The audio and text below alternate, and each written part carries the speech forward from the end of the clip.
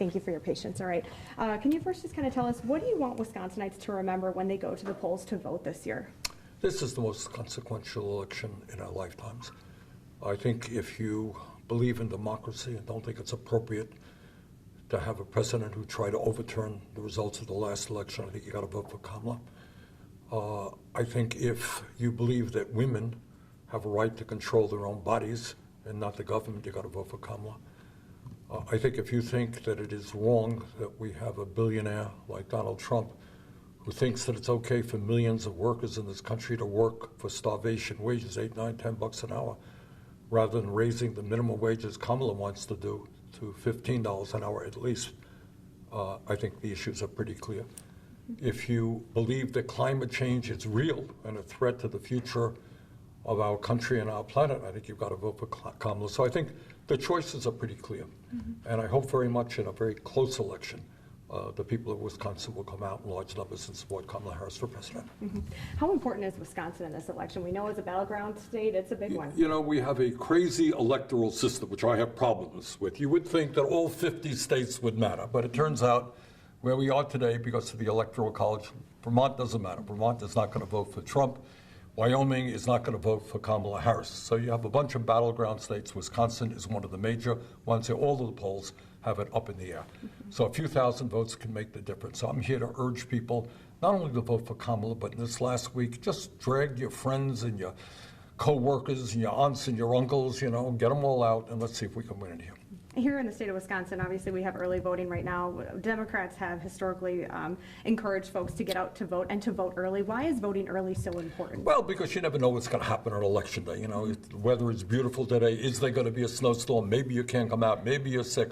So once you vote, you have voted. And then you can relax, turn on the TV, and see who wins. You don't have to get anxious about election day. So I do. I think voting early is a good idea. I hope people do it.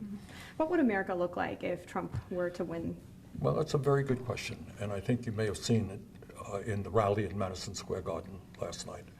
And I frankly have never seen anything like that, and I think that the American people have never seen at a major rally, a televised rally, with the kind of vulgar sexism that we saw last night. Look, you could disagree with Kamala Harris on everything, but don't attack her because she is a black woman.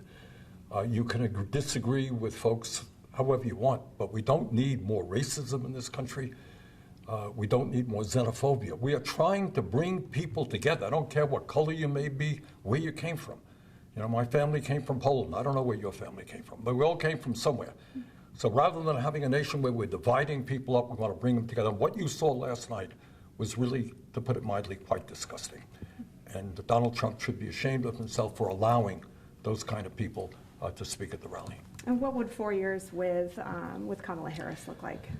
I think it would be the opportunity to begin to address the long-term crisis facing working families in this country. Look, here's the simple truth. Over the last 50 years, under Democrats and Republicans, real inflation accounted for wages for the American people, American working people, have not gone up. And what we have got to do is create an economy that works for all of us, not just the billionaire class, which is doing phenomenally well.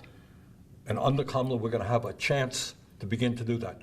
Unlike Trump, she's not going to give massive tax breaks to billionaires. She's going to raise the minimum wage to a living wage, make it easier for workers to join unions, expand opportunities for workers to get time and a half and overtime pay.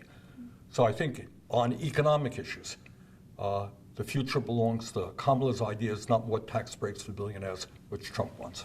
Americans are really divided. And talking to even just politics, a lot of political division. How do we, as taxpayers, how do we guarantee that our politicians are going to be able to work together and find compromise? Well, look, you saw last night. I mean, look, my views are my views. Everybody knows my views. But anyone who saw last night the ugliness, the hatred, the sexism, the racism, the homophobia, the xenophobia, that is not a way we bring people together. Now, I'm not saying that is typical of all Republicans. It's not. And I would ask Republican, moderate, conservative Republicans, is that really the kind of country you want to be? So you disagree with me on the issues. You disagree with Kamala Harris on the issues. That's fine. That's called democracy. But let's not bring into leadership people who are really, in an ugly way, trying to divide us. Thank you very much for your time. We appreciate it.